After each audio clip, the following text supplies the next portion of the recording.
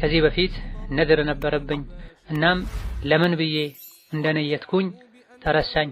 አሁን ሰፈር ላይ ላሉ ምስኪኖች ለየቲሞችና ለመስጂዶች ብሰጠው ችግር አለው የሚል ጥያቄ ነው። እህቴ ከ80 ግራም በላይ ወርቅ ነበራት። 4 ዓመት ዘካ አላወጣችም። አሁን ግን ሽታው ቀንሷል። ማውጣት ያለባት አንድ ጊዜ ብቻ ነው ወይስ ለ4 ዓመቱ ለእያንዳንዱ ነው? ቢያብራሩልኝ ጀዛኩሙላህ የሚል ጥያቄ ነው። ጥያቄ ዘመዶቼ ገንዘብ ወስደውብኝ ተጣልተናል። ነገር ግን ለአላህ ብዬ አውፍ ብያለሁ ብዬ ትቼዋለሁ። ቢሆንም አልደውልላቸውም። ግዴታ መደወል አለብኝ? ሀገር ስገባ ሄጄ ጠይቃቸዋለሁ ብዬ አስቤያለሁ ኢንሻአላህ። አሁን ላይ ምንም ቅሬታ የለኝም በእነሱ ላይ። በፊት ግን ቤታችሁ አልመጣም ብዬ ነበረ። ሀገር ሲሄድ ቤታቸው ብገባ መሐላው እንዴት ይታያል የሚል ጥያቄ። ሶላተል ለይል እየሰገድኩ 4 ረክዓ ከሰገድኩ በኋላ ውትርን ሳልሰግድ ሆዴ ላይ አየር ነገር ያጨናንቀኛል። ወደ ሽንት ቤት ሄጄ እንደገና ውዱእ ሳደርግ የሱብሒ አዛን ያደርጋል። ይሄኔ ውትርን ብቻ ነው ወይስ የሌይሉንም ሶላት ቀዷ ማውጣት አለብኝ የሚል ጥያቄ ነው። የምኖረው አረብ ሀገር ነው። እህቴ ወደ አኺራ ሄደችብኝ። ዱዓ አድርጉላት። ኑዛዜ አድርጋለች። 7ኛ ቀን ወር ምናምን አመታት እንዳይደረግብኝ ብላ ደጋግማ ተናግራለች። እኔም በትክክል ኑዛዜዋን ለቤተሰብ አስተላልፌያለሁ። ነገር ግን ቤተሰቦቻችን ይህ እንዴት ይሆናል ብለው እንግዳ ወር ቆጥሮ ይመጣል፣ በሀገሩ አልተለመደም አሉ። የ7ቱንም ቀን ሰደቃ አድርገዋል። አሁንም ወሩ የተደገሰ ነው። ከኔ ጋር ሰዎች ለለቅሶ ሲመጡ ማስተዛዘኛ የሰጡኝን ብር ለእናቴ ልላክላት፣ ገንዘብ ስለሌላት ለሰደቃው እንዳትበደር እኔ ባልክም ማድረጓ አይቀርም። فاغتنم رحمك الله حياتك النفيسة واحتفظ بأوقاتك العزيزة. الحمد لله حمدا كثيرا طيبا مباركا فيه كما يحب ربي ويرضى، والصلاة والسلام على نبينا محمد وعلى آله وأصحابه ومن اهتدى بهداه واتبع سنته إلى يوم الدين. اللهم لا علم لنا إلا ما علمتنا إنك أنت العليم الحكيم. يا معلم آدم وإبراهيم علمني، ويا مفهم سليمان فهمني، وأعوذ بك اللهم أن أقول فيك ما ليس لي به علم فأضل وأضل. ثم ما بعد، السلام عليكم ورحمة الله وبركاته.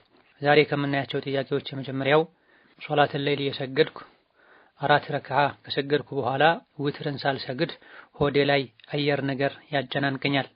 ወደ ሽንት ቤት ሄጄ እንደገና ውዱእ ሳደርግ የሱብሒ አዛን ያደርጋል።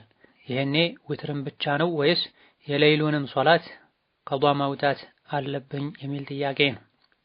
በቋሚነት የሚሰግዱት ውትር 5 ረክዓ ወይም 7 ረክዓ ከነበረና 4 ረክዓ እንደሰገዱ 3 ወይም 1 ረክዓ ከቀረ በኋላ ውዱእ ማደስ አስፈልጎ የፈጅር አዛን በማለቱ ምክንያት የዊትር ሶላት ወቅት ከተጠናቀቀ ኋላ ላይ ቀዷ የሚወጣው የቀረው ብቻ ነው።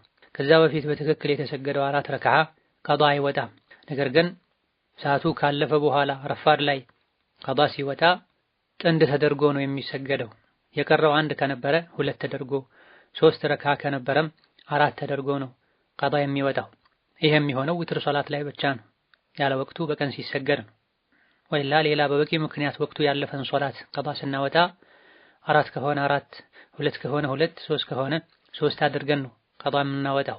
በቀን ዊትር ስለሌለ ነው ማታ ያለፈን የዊትር ሶላት በቀኑ ክፍለ ጊዜ ሲሰገድ 1 በመጨመር ጥንድ ተደርጎ የሚሰገደው። ሌላኛው ጥያቄ እንደሚታወቀው በሀገራችን ታክሲ ውስጥ ሴትና ወንድ አብሮ ነው የሚቀመጠው። እኔ ደግሞ ሁልጊዜ ስራ ጠዋት እገባለሁ፣ ጠጋ በሉ እያሉ ሰው ይጨምራሉ። በዚህ ሁኔታ ወንድ አጠገቤ በመቀመጡ ውዱኤ ይፈርሳል? ያብራሩልኝ የሚል ጥያቄ ነው። ወንድ አጠገብ በመቀመጡ ብቻ ውዱእ አይፈርስም። ነገር ግን ወንድ ጠጋ ብሎ መቀመጡን ተከትሎ ወንጀል ተሰርቶ ወንድና ሴት ሲነካካ ስሜት ተቀስቅሶ ውዱእ የሚያፈርስ እርጥበት ፈሳሽ ነገር ከወጣ ብቻ ነው ውዱእ ሊፈርስ የሚችለው። ነገር ግን ወንድና ሴት ተጠጋግቶ ተነካክቶ መቀመጡ ወንጀል ነው፣ የወንጀል በር ነው። ስለዚህ ወንድ ከሴት ጋር ሊጠጋጋ ሊነካካ፣ ሴትም ከወንድ ጋር ልትጠጋጋና ልትነካካ አይገባም። ሰዎችን መርዳትና ማስደሰቱ ሸሪዓን በማይጻረር አላህን በማያስቆጣ መልኩ መሆን አለበት። ስለዚህ ከወንድ ጋር መነካካትን በማያስከትል መልኩ ራቅ ብሎ በመቀመጥ ከእንዲህ አይነቱ ነገር ራስን ማራቅ፣ ሰውን በማስቀመጥ እንዲተባበሩ ጥያቄ የቀረበም እንደሆነ ሸሪዓ የማይፈቅድን ነገር በማድረግ መተባበር እንደማይቻል በማመንና አስፈላጊ ከሆነ በማሳመንና በማስረዳትም ከእንዲህ አይነቱ ነገር ማራቅ ያስፈልጋል። ሌላኛው ጥያቄ አንድ ኢማም ሶላት ሲያሰግድ ፋቲሐን ሲቀራ ኸይሪል መግዱቢ እያለ ነውና የሚቀራው አንድ ፊደል በሌላ ፊደል መቀየር እንዴት ይታያል? መቀየር ካልተቻለስ ኢማሙን ተከትሎ መስገድ ይቻላልን? የሚል ጥያቄ ነው። ከሶላት አርካኖች መሰረቶች መሃል አንዱ ፋቲሐን መቅራት ነው። ፋቲሐ በሚቀራበት ጊዜ ደግሞ ተስተካክሎ መቀራት አለበት። አላህ ተባረከ ወተዓላ ቁርአንን አውርዶት ጅብሪል ወደ ነብዩ አለይሂ ሰላቱ ወሰላም አድርሶ ነብዩ መሐመድን ጅብሪል ባስተማረህ መሰረት ተከትለህ ቀራ ተብለዋል። እኛም የእሳቸው ተከታዮች ይቅረኡ ከማ ዑሊምቱም ተብለናል። በተስተማራችሁት መሰረት ቅሩ ተብለናል። አቀራር ላይ በተለይ ፋቲሐ ሲሆን ማንኛውም አማኝ ሰጋጅ ፊደልና አናባቢን ሳያዛባ የመቅራት ግዴታ አለበት። ፋቲሐ ላይ ትርጉምን ሊቀይር የሚችል የፊደል ወይም የአናባቢ ለውጥ ማድረግ ሶላትን ያበላሻል። ገይሪል መግዱቢ የሚለውን ኸይሪል መግዱቢ ወይም ከይሪል መግዱቢ ብሎ መቅራት ፊደልን በፊደል መቀየር ይሆናል። ስለዚህ በዚህ መልኩ የሚቀራ ሰው የማስተካከል ግዴታ አለበት። ማስተካከል ያልቻለ ለኢማምነት ራሱን ማስቀደም የለበትም። ከኋላው ያሉት የራሱ አይነት ሰዎች ካልሆኑ በስተቀር አዲስ ሰለምቴዎች ሆነው ወይም ፊደል መለየት የሚከብዳቸው ሆነው ከሱ የማይሻሉ ሰዎች ከሆኑ አስከትሏቸው ሊሰግድ ይችላል። ከሱ የሚሻል ሰው ያለ እንዲህ አይነት ሰው ለኢማምነት ሊገባ አይገባውም። እንዲህ አይነት ኢማም የገጠመው ሰውም ሊመክረው አንተ ማሰገድ አትችልም ከኋላ ሁን ሊለው ይገባል። እምቢ ካለ ሌላ አማራጭ መፈለግ ነው የሚጠበቅበት። ሌላኛው ጥያቄ ከዚህ በፊት ነድር ነበረብኝ እናም ለምን ብዬ እንደነየትኩኝ ተረሳኝ። አሁን ሰፈር ላይ ላሉ ምስኪኖች ለየቲሞችና ለመስጂዶች ብሰጠው ችግር አለው የሚል ጥያቄ ነው። በመሰረቱ ነድር መግባት የተጠላ ነው። አላህ ተባረከ ወተዓላ እንዲህ ካረከልኝ እንዲያረግልሃለሁ፣ እንዲህ ካላረክልኝ አላረግም እንደማለት ነው የሚሆነው። እንዲህ ካረከልኝ እንዲያረግልሃለሁ ከማለት ይልቅ መልካሙን ስራ ሰርተውት አላህን መለመን ነው የሚሻለው። ከአላህ ኸይርን ነገር መጠበቅ ነው የሚመረጠው። ሆኖም አንድ ሰው ከተሳለ ስለቱ ወንጀል እስካልሆነ ድረስ ስለቱን የመሙላት ግዴታ አለበት። እንዲህ ነገር ከተሳካለኝ ይሄን ያክል ሶላት ሰግዳለሁ፣ ይሄን ያክል ቀን ጾማለሁ፣ ይሄን ያክል ምስኪን አበላለሁ ብሎ የተሳለ ስለቱን የመሙላት ግዴታ አለበት። ያሰበው ሲሳካለትና ሲሆንለት። ነድርን መሙላት ግዴታ ከሆነ ያሰቡት እንደተሳካ ስለትን ፈጥኖ መሙላት ተገቢና አስፈላጊ ነው። መዝግቦ መያዝም ለዲኑ የሚጠነቀቅ ሰው ስራ ሊሆን ይገባዋል። ይህ እንዳለ ሆኖ አንድን ስለት ተስሎ ስለቱ ምን እንደሆነ የረሳ ሰው በመጀመሪያ ደረጃ በተቻለው ያክል ለማስታወስ መጣር አለበት። ሰደቃ አበላለሁ ነው ያልኩት፣ እጾማለሁ ነው ያልኩት፣ እሰግዳለሁ ነው ያልኩት ኢላ ገይሪ ዛሊክ ለማስታወስ መጣር አለበት። ቤተሰቡን የሱን ምስጢሮችን የሚያውቁ ሰዎችንም ሊጠይቅ ጥረት ሊያደርግ ይገባል። ይህ ሁሉ ተደርጎ በምንም መልኩ ማስታወስ ካልተቻለ የመሐላ ከፋራ ነው የሚወጣለት። የመሐላ ከፋራ አንድ ባሪያ ነፃ ማውጣት ወይም 10 ምስኪን አንድ ጊዜ አጥግቦ ማብላት፣ ለራስ ከሚመገቡት መካከለኛ ምግብ፣ አሊያ ደግሞ 10 ምስኪን ለሶላት የሚሆን ልብስ ማልበስ ነው። ከዚህ መሃል የተኛውንም ማድረግ ያልቻለ ሰው 3 ቀን ይጾማል። በተከታታይ ቢሆን መልካም፣ በተከታታይ ማድረጉ ግዴታ አይሆንም። ይሄ የመሐላ ከፋራ ይባላል። የመሐላ ከፋራ ቀጥታ 3 ቀን መጾም ብቻ አይደለም። ቀደም ሲል የተጠቀሱትን ያልቻለ ሰው ነው 3 ቀን የሚጾመው። ስለት ተስሎ ስለቱ ምን እንደሆነ የረሳ ሰውም በምንም መልኩ ማስታወስ ካልቻለ ይሄን ነው የሚያደርገው። ሌላኛው ጥያቄ እህቴ ከ80 ግራም በላይ ወርቅ ነበራት። 4 ዓመት ዘካ አላወጣችም። አሁን ግን ሽታው ቀንሷል። ማውጣት ያለባት አንድ ጊዜ ብቻ ነው ወይስ ለ4 ዓመቱ ለእያንዳንዱ ነው? ቢያብራሩልኝ ጀዛኩሙላህ የሚል ጥያቄ ነው። ዘካ ከእስልምና 5ቱ ማዕዘናት መሃል አንዱ ነው። መስፈርቱ ከተሟላ ዘካ የወጀበበት ሰው ወዲያውኑ ፈጥኖ ዘካ ማውጣት አለበት። ማዘግየት ተገቢ አይደለም። ወአቱ ሐቀሁ የውመ ሐሳዲህ ብሏል አላህ ተባረከ ወተዓላ። ስለ ጥራጥሬ ስለ ምርት ዘካ ሲናገር ባጨዳችሁበት ዕለት ዘካውን ስጡ ብሏል። ወርቅና ብርም ይሁን ሌሎች ዘካ የሚወጅባቸው ንብረቶች ዓመት እንደሞላቸው መስፈርቱ እንደተሟላ ወዲያው ዘካውን ሐቁን አውጥቶ ራስን ማጥራት ተገቢ ነው። ሰው ልጅ መቼ እንደሚሞት አያውቅም። ከሞተ በኋላ ምን እንደሚገጥመው ወራሾቹ ምን ሊያደርጉ እንደሚችሉም በእርግጠኝነት ማወቅ አይችልምና ኃላፊነቱን ቶሎ መወጣት ይጠበቅበታል። አማኝ የሆነ ሰው ባለማወቅም ይሁን በማወቅ ይሄን ያደረገ ሰው ተውበት ማድረግ ይጠበቅበታል። ባለማወቅ ማድረጉም ጭምር ተውበት ያስፈልገዋል ወይ? አዎ ያስፈልገዋል። ይሄ መታወቅ ያለበት ጉዳይ ነው። አርካነል ኢስላም ግልጽ የሆነ ጉዳይ ነው። ተውበት ከማድረግ ጋር ዘካ የሚወጅብበት መጠን ደርሶ ዘካ ሳይወጣበት ያለፉትን ዓመታት በሙሉ ዘካውን ማውጣት ያስፈልጋል። የአንድ ዓመት ብቻ ሳይሆን የአንድ ዓመት ብቻ ይበቃል የሚባለው የሆነ ሰው ጋር የነበረን ገንዘብ እንደሚመለስ እርግጠኛ ካልሆነን ተስፋ ከቆረጠን መቼ እንደሚመለስ ሳናቅ እየጠየቀን ሳይሰጠን ቀርቶ መጨረሻ ላይ ከተመለሰልን ነው የቆየውን ያክል ጊዜ ቢቆይ የአንድ ዓመት ብቻ ይበቃዋል የሚባለው። አማ እጃችን ላይ ያለ ወይም ደግሞ በፈለግነው ጊዜ ሊመልስልን እንደሚችል የምናውቀው ሰው ጋር የነበረ የዘካ ንብረት የእያንዳንዱ ዓመት ዘካ ሊወጣበት ይገባል። ከአራቱ ዓመት ውስጥ ሁለተኛው ሶስተኛው ዓመት መጠኑ ዘካ ከሚወጅብበት መጠን ዝቅ ብሎ ከነበረ ዘካ ከሚወጅብበት መጠን ያነሰ ሆኖ ያለፉት ዓመቶች ዘካ አይወጣበትም። አራቱም ዓመት ላይ ዘካ ማውጣት የሚወጅብበት መጠን ላይ 85 ግራም እና ከዛ በላይ ሆኖ ከሆነ ያለፉት አራቱም ዓመቶች የአራቱንም ሂሳብ ሰርቶ የማውጣት ግዴታ አለባት። ዘካ ወጅቦበት ሳለ ሸጣው መቀነሱ ዘካውን አያስቀረው። ተቀማጭ ገንዘብ ካላት ከዛ ዘካ ማውጣት ከሌለ ሳገኝ አወጣለሁ ብላ መዝግባ ማስቀመጥ ይኖርባታል። ሌላኛው ጥያቄ ዘመዶቼ ገንዘብ ወስደውብኝ ተጣልተናል፣ ነገር ግን ለአላህ ብዬ አውፍ ብያለሁ ብዬ ትቼዋለሁ። ቢሆንም አልደውልላቸውም፣ ግዴታ መደወል አለብኝ? ሀገር ስገባ ሄጄ ጠይቃቸዋለሁ ብዬ አስቤያለሁ። ኢንሻአላህ አሁን ላይ ምንም ቅሬታ የለኝም በእነሱ ላይ። በፊት ግን እቤታችሁ አልመጣም ብዬ ነበረ። ሀገር ሲሄድ እቤታቸው ብገባ መሐላው እንዴት ይታያል የሚል ጥያቄ ነው። ሙስሊም ወገኑን በተለይ ቤተሰብ ዘመዱን በአዱንያዊ ምክንያት ከ3 ቀን በላይ ማኩረፍ አይቻልም።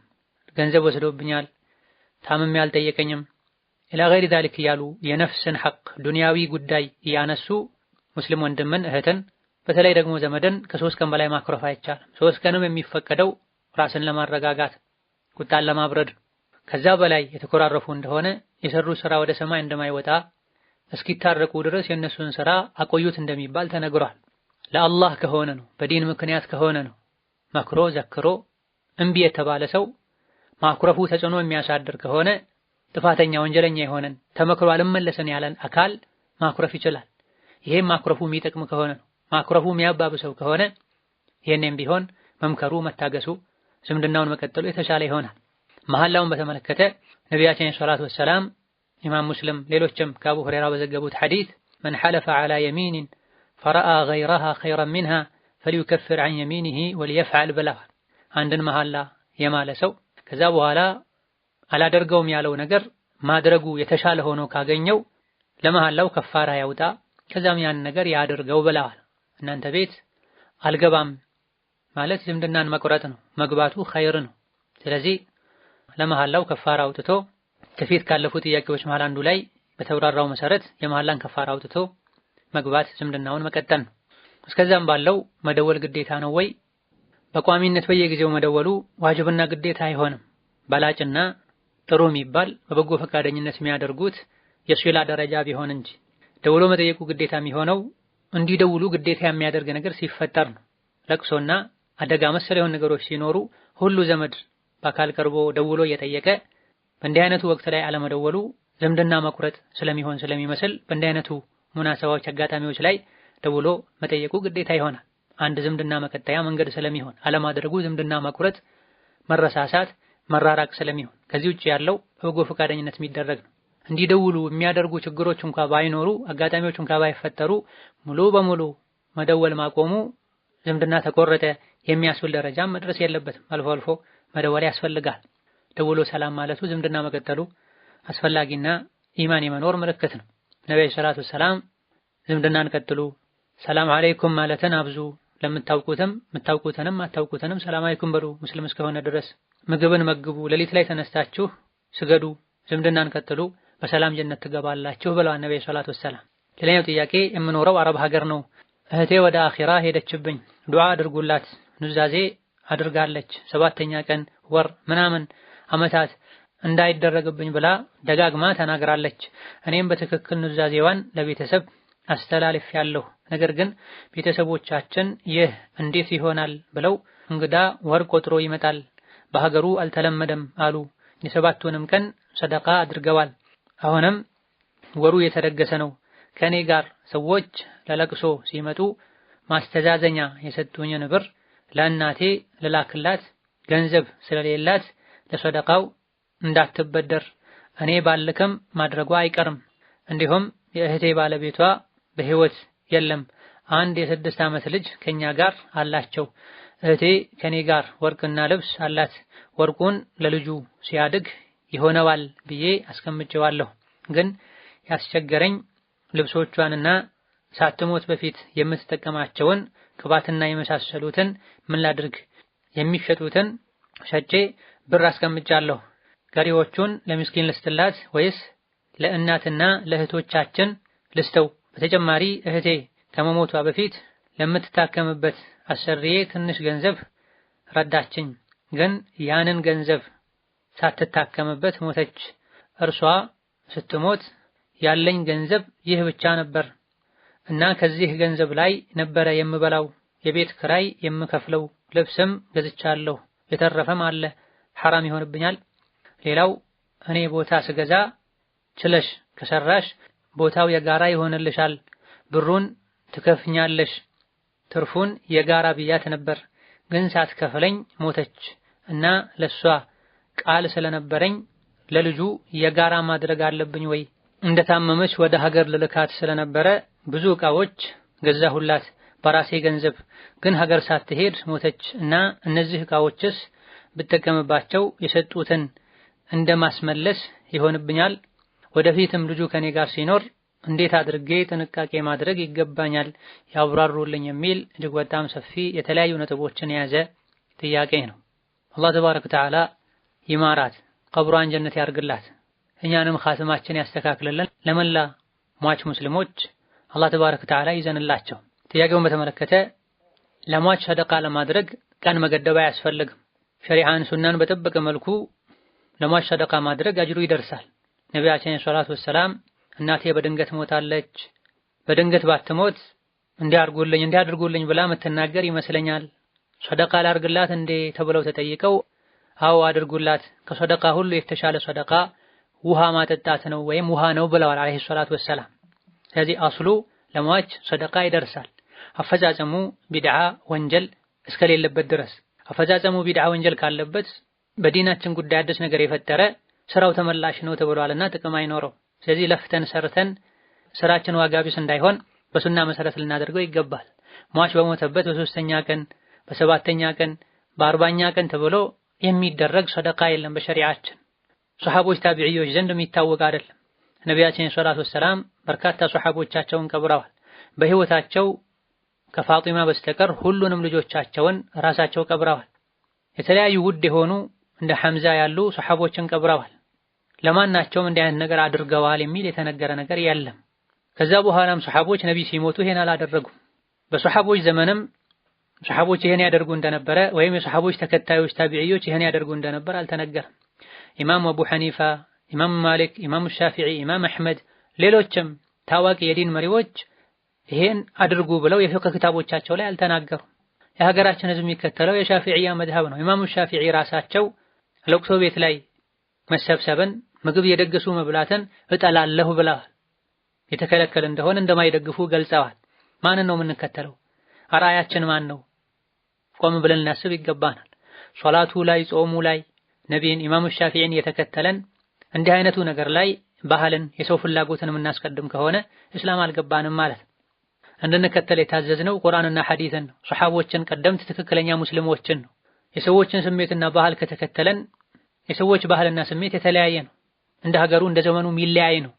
አላህ ተባረከ ወተዓላ አንድ መንገድ ብቻ እንድንከተል ነው ያዘዘን። መንገድ አንድ ሊሆን የሚችለው ነቢይን ብቻ ስንከተል ነው፣ በደስታም በሐዘን። ስለዚህ ሰደቃውን በተመለከተ ለሷ የሚጠቅም አጅሩ የሚደርሳት የሆነ ሰደቃ ይደረግላት፣ ሱናን በጠበቀ መልኩ። ቁርአን ገዝተው መስጂድ ያስቀምጡላት፣ መስጂድ ላይ ምንጣፍ ያንጥፉላት፣ ውሃ የሌለበት አካባቢ ላይ የውሃ አቅርቦት እንዲኖር ይደረግላት። አካባቢው ላይ ያሉ የተቸገሩ አቅመ ደካሞች ምስኪኖች ምግብ በስሎም ይሁን ጥሬው እንዲደርሳቸው እንዲበሉ ይደረግ። የሚጠቅመው ይሄን። የተረፈ ቀን ገድቦ ሰው ሰብስቦ ሰለዋት እያሉ ቁርአን በጋራ እየቀሩ ሰደቃ አደርጋለሁ ማለት መልፋት ነው የሚሆን። በመሰረቱ የተፈቀደ ዒባዳ እንኳ ቢሆን አፈጻጸሙ ላይ ቢድዓ ከተጨመረበት ውድቅ ይሆናል፣ ፍሬ አይኖረውም። ጥያቄው ላይ እንዳለው እሷ ወሲያ ተናግራለች። የወር የዓመት እያሉ ምንም እንዳያደርጉ ብላለች። ወሲያ የተነገራት እህትም ወይም የተነገረው ወንድምም ወሲያውን ለቤተሰብ አድርሷል፣ ተናግሯል። ይህ ከመደረጉ ጋር ቤተሰብ ከቀየረው እሷ ላይ የሚደርስ ወንጀል አይኖርም። ወሲያ የተነገረውና መልእክቱን ያስተላለፈውን ሰው ወንጀለኛ አይሆንም። ይልቅ ወንጀለኛ የሚሆነው فمن بدله بعدما سمعه فإنما إثمه على الذين يبدلونه إن الله سميع عليم እንዳለው ነው አላህ የሚሆን።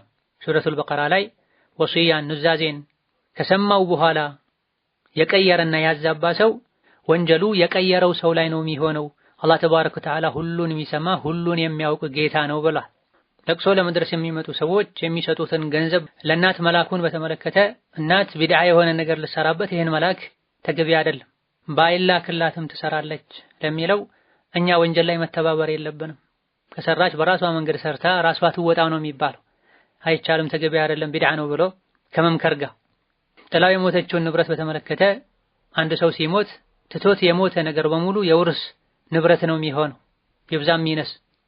በመሆኑም ልብሱን ለሷ አጅሩ እንዲደርስ በሚል ከንብረቷ ከአንድ ሶስተኛ ተመድቦ ሰደቃ መስጠት፣ ካልሆነ ደግሞ ውርስ ለሚገባቸው ቤተሰቦች ሸሪዓ ባስቀመጠው የውርስ ክፍፍል መሰረት እንዲከፋፈል ማድረግ ነው።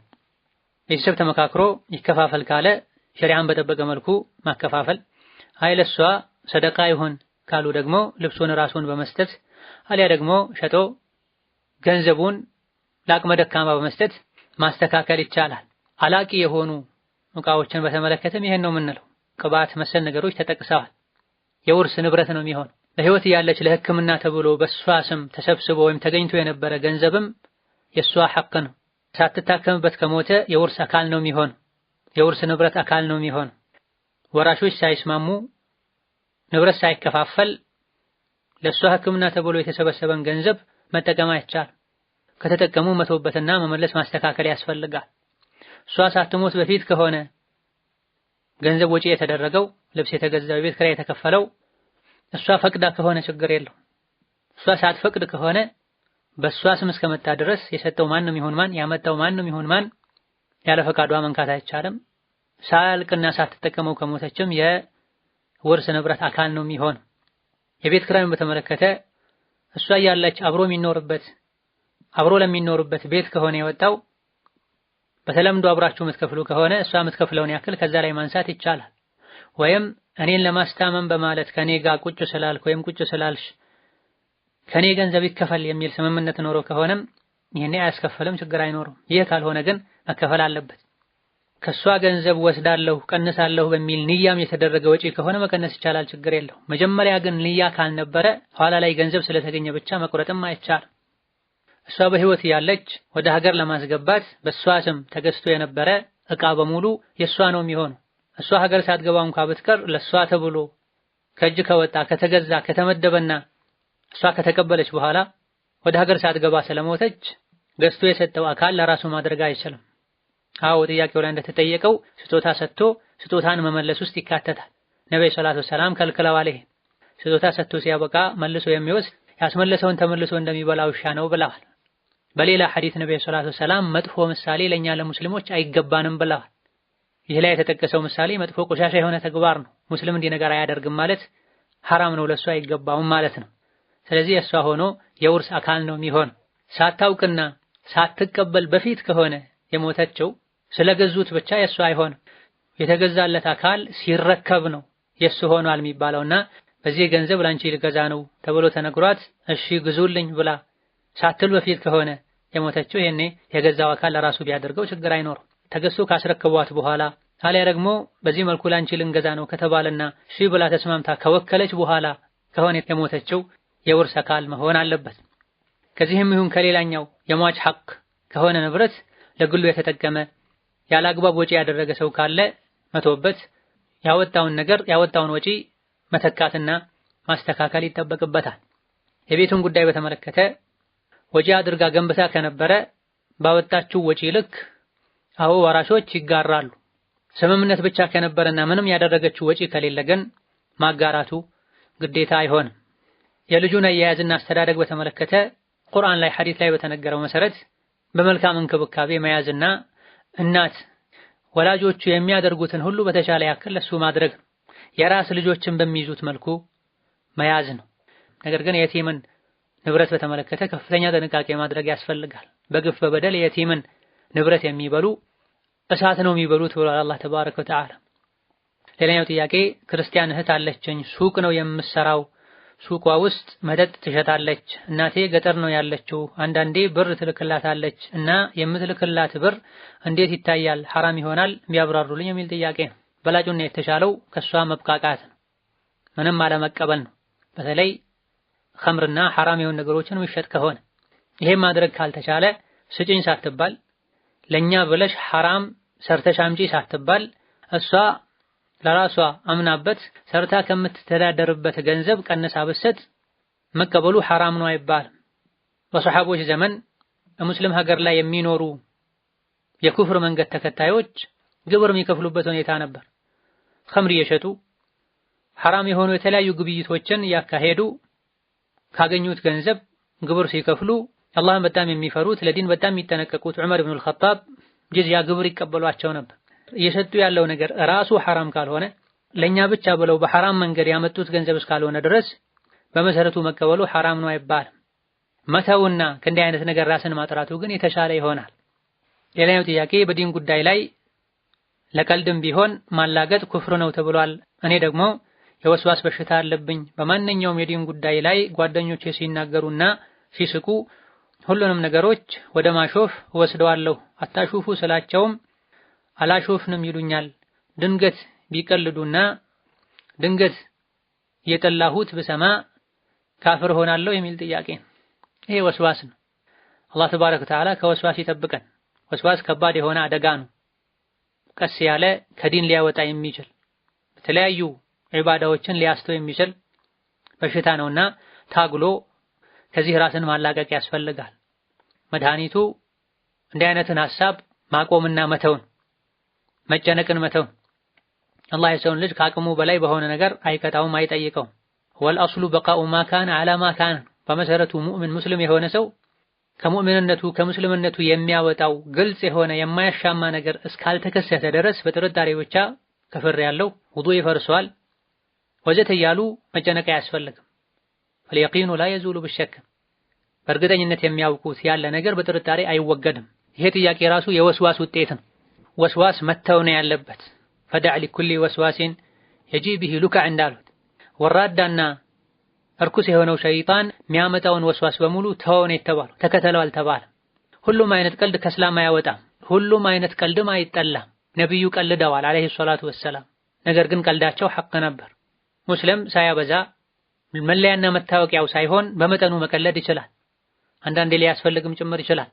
በዒባዳ በቁም ነገር የደከሙ መንፈሶችን ያድሳል። ነገር ግን በመጠኑ መሆን አለበት። ልክ እንደ ጨው ነው። ምግብ ላይ ጨው ከበዛ ምግብ አይበላም፣ አይጥም። እንደዚሁ ጨው ካነሰም ይበላሻል፣ አይጥም። ህይወታችን ላይም ልክ እንደዚሁ በመጠኑ ጨዋታና ቀልድ ያስፈልጋል። መብዛት ግን የለበትም፣ ቀልብ ማድረቅ የለበትም። ስለዚህ የቀለደን ሁሉ በዲን ቀልደሃል፣ በዲን አሾፋል መባል የለበትም። በተጨባጭ ግን በዲን ላይ ካሾፈ፣ በዲን ላይ ከተሳለቀ ይህኔ ከእንዲህ አይነቱ ሰው ጋር መቀመጥ አይቻልም። በልብ ብቻ መጥላቱም በቂ አይደለም። አላህ በተከበረው ቃሉ ኢዛ ሰሚዕቱም አያት ላህ ዩክፈሩ ቢሃ ወዩስተህዘኡ ቢሃ ፈላ ተቅዑዱ መዐሁም ሐታ የኹዱ ፊ ሐዲሲን ገይሪህ ኢነኩም ኢዘን ሚስሉሁም ብሏል። ቁርአን ላይ ወርዷል፣ ተነግሯችኋል። በአላህ አንቀጽ ሰዎች ሲክዱ ሲያላግጡና ሲያሾፉ ካያችሁ ከሰማችሁ ከነሱ ጋር አትቀመጡ ተብላችኋል። ርዕስ እስኪቀይሩ ድረስ በቁርአን በሐዲስ በሸሪዓ ማሾፍ ማላገጡን ትተው ወደ ሌላ ርዕስ እስኪገቡ ድረስ ከነሱ ራቁ ተብላችኋል። ኢነኩም ኢዘን ሚስሉሁም በዲን ያሾፉና ያላገጡ ከነሱ ጋር አብራችሁ ቁጭ ያላችሁ እንደሆነ እናንተም ልክ እንደነሱ ናችሁ ተብሏል ቁርአን ላይ። ፈልጃሊሱ ለሁ ሁክሙል ፋዒል ነው። በእንዲህ አይነቱ ሁኔታ ላይ አብሮ የተቀመጠ ሰው ድርጊቱን የሚፈጽሙ አይነት ሰዎች ብይን ነው የሚኖረው ተብሏልና በልብ መጥላት ብቻ በቂ አይደለም። እንዲህ አይነቱ ቦታ ላይ ተነስቶ መሄድ ያስፈልጋል። ሌላኛው ጥያቄ እህቴ ከቤተሰብ ልጅ ጋር ትዳር ነበራት። ልጁ ጋር ተለያይተው ሱዳን ሄደች። ኒካሑ መውረዱን እርግጠኛ አይደለሁም። ነገር ግን ከሱዳን ተመልሳ ክርስቲያን አገባች። ነሰላህ ሰላም ወልዓፊያ። ልጅም ወለደች። ከዚያም ወደ ዱባይ ሄደች። የአክስታችን ልጅ ሸሃዳ በስልክ አስደረጋት፣ ሰለመች። ስለ ሶላት ስጠይቃት እሰግዳለሁ ትላለች። አሁን ላይ ሀገር ገብታለች። ነገር ግን ክርስቲያኑ ባለቤቷ ትመለስልኝ እያለ ቤተሰብ እያስቸገረ ነው። እሷም አልፈልግም አለች። ግን እምቢ ያለችው በሃይማኖቱ ሳይሆን ጨቅጫቃ ነው ብላ ነው። የምትሰግድም የምትጾምም አይመስለኝም። ምን ማድረግ አለብን? ከእኛስ ምን ይጠበቅብናል? የሚል ጥያቄ ነው። ሙስሊም ሴት ከእስልምና ውጭ ያለን መንገድ የሚከተልን ወንድ ማግባት አትችልም። ወላ ቱንኪሑል ሙሽሪኪነ ሐታ ዩእሚኑ ብሏል አላህ በግልጽ ቃል። ሙሽሪኮችን ካፍሮችን አታጋቧቸው፣ ሙስሊም ሴትን አትዳሯቸው ሐታ ዩእሚኑ በአላህ እስካላመኑ ድረስ ብሏል። ለሰልም ነው ብሎ እንኳ ማግባት ኒካህ ማሰር ቃል መግባት አይቻልም። ቀድሞ ይስለም፣ ሶላት ይስገድ፣ ዲንን ይወቅ፣ አኽላቁ ስነ ምግባሩ ያማረ ይሁን። አኽላቁን ዲኑን የምትወዱት ሰው ሲመጣ ዳሩን የተባል ነው በሸሪዓ። ላሰልመው ነው መስልሜ ላገባው ነው አይባልም። ሲጀምርም ሙስሊም ሴት ከአጅነቢ ወንድ ጋር በዚህ መልኩ መቀራረብ የለባትም። አይደለም ከካፍር ወንድ ከሙስሊምም ጋር ቢሆን አደብ ያለው ስርዓት ያለው ዲን ያለው በቤተሰብ በኩል ነው የሚመጣው። ባለንበት ጊዜ ሰዎች ከልክ በላይ ከዲን በመራቃቸው ምክንያት ሙስሊም ነው የምትል ሴት ካፍር የምታገባበት ሁኔታ በዝቷል። ምን ችግር አለው? አብሮ መኖር ነው፣ ሁሉም ባመነበት ይጓዝ የሚሉበት ሁኔታም አለ። ይሄ ጅህልና ነው፣ ሸሪዓን አለማወቅ ነው፣ የቁርአንን ህግ መናቅ ወይም መጣስ ነው። ላ ሁነ ሒሉን ለሁም ወላ ሁም የሒሉነ ለሁን የሚልም ሌላ አንቀጽ አለ። ሙስሊም ሴቶች ለካፍር ወንዶች ሐላል አይደሉም፣ ካፍር ወንዶችም ለሙስሊም ሴቶች ሐላል አይሆኑም ብሏል። ሐራም ዚና ነው የሚሆነው። ለስሙ እንኳ ጋብቻ ቢሉት ፍርድ ቤት ሄደው ቢያስሩት በቤተሰብ ቢያስሩት ሙስሊም ሴት ካፍር ወንድ ጋር የሚታሰርላት ኒካህ አይባልም።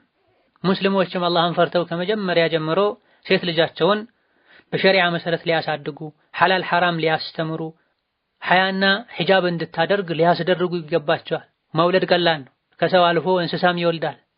ማብላትም ቀላል ነው፣ ሰውም እንስሳም ያበላል የወለደውን። ቁም ነገሩ የወለዱትን አላህ በሚወደው መልኩ ማሳደግ ነው እንጂ የወለዱ ለካፍር ለፋጅር አሳልፎ መስጠት ለሳት መጋበዝ ነው የሚሆነው። እንደፈለገች አድጋ ካፍር አግብታ ስትፈልግ ምሰልም ስትፈልግ ምትከፍርን ሴት ከመውለድ ሳይወልዱ መቅረት ይሻላል። ስለዚህ እንዲህ አይነትን ሰው መምከር መገሰጽ ነው፣ ማስተማር ነው።